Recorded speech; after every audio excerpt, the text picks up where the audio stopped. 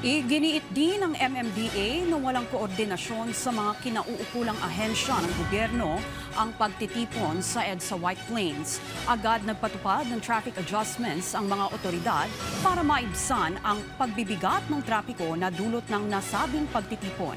Si JM Thompson sa sentro ng balita, live.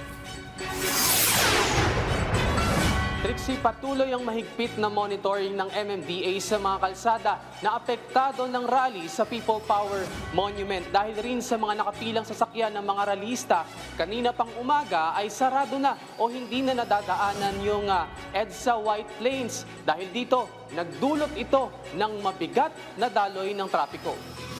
Hindi inasahan ng MMDA ang biglang pagdagsa ng grupo ng individual simula kaninang umaga sa may People Power Monument. Pasado alas 3 kaninang madaling araw, nag-umpisang magtipon-tipon ang mga rallyista. Ayon sa ilang bahagi ng kilos protesta, galing sila sa iba't ibang lugar sa bansa. Kusang loob nila ang kanilang pakikiisa para labanan ang korupsyon. Kami po ay nakipag-coordinate sa QCPD. Dahil sa aming pong end sa MMDA, wala pong pasabi, walang coordination. So, agad naman pong pinuntahan ng QCPD yung mga released at itapos po na wala pong permit dahil sila po mismo hindi nila alam na merong ganoong pagtitipon po dyan sa People Power Monument. Napuno rin ng mga sasakyan mula sa kanilang grupo ang kahabaan ng EDSA White Plains. Umalma naman ang mga naipit sa matinding trapiko. Malaking abala ito anila lalo't maraming daan ang hindi na madaanan.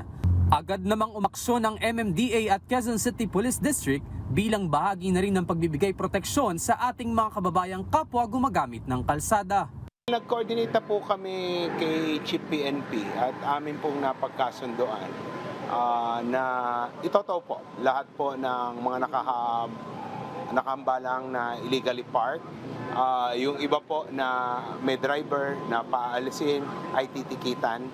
Bagamat ginagalang po namin yung karapatan ng bawat isa na magpahayag ng kanilang saloobin, kailangan po rin nating irespeto yung karapatan ng ordinaryong mamamayan na gusto lang pumasok sa trabaho, pumasok sa eskwela at makarating sa kanilang pupuntahan ng hindi naman po napuperwisyo. Binigyang diin pa ni Chairman Artes na posibleng apektado ang mga arawan ng sweldo at maaaring mabawasan dahil sa pagka-late o absent dulot ng traffic. Samantala, sinimula na rin ng MMDA ang adjustment sa mga barrier sa EDSA Bus Carousel para makadaan ang mga pribadong sasakyan, tulong din para makabawas sa bigat ng trapiko. Said po na baka magkasakitan pa, although ang instructions naman po ay maximum tolerance sa ating mga kapulisan. Na-move na lang yung barrier para hanggang doon na lang po yung limit ng mga release para po yung mga sasakyan ay dire-diretso makadaan pa rin.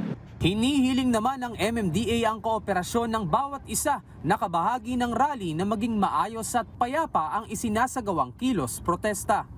Kami po naman ay nananawagan lang sa ating mga kababayan na kasali dito sa pagtitipon na ito na sana po igalang din natin yung karapatan ng iba. Lalong-lalo na po yung gusto lang magtrabaho at maghanap buhay. Trixie, nandito nga tayo ngayon sa MMDA Metro Base at makikita sa aking likuran na hanggang ngayon ay mabagal pa rin yung daloy ng trapiko sa mga apektadong daanan sa ilang bahagi ng EDSA dahil sa pagtitipon ng mga rallyista. Hinihikayat naman ng MMDA na dumaan na lamang sa alternatibong ruta para makaiwas sa traffic.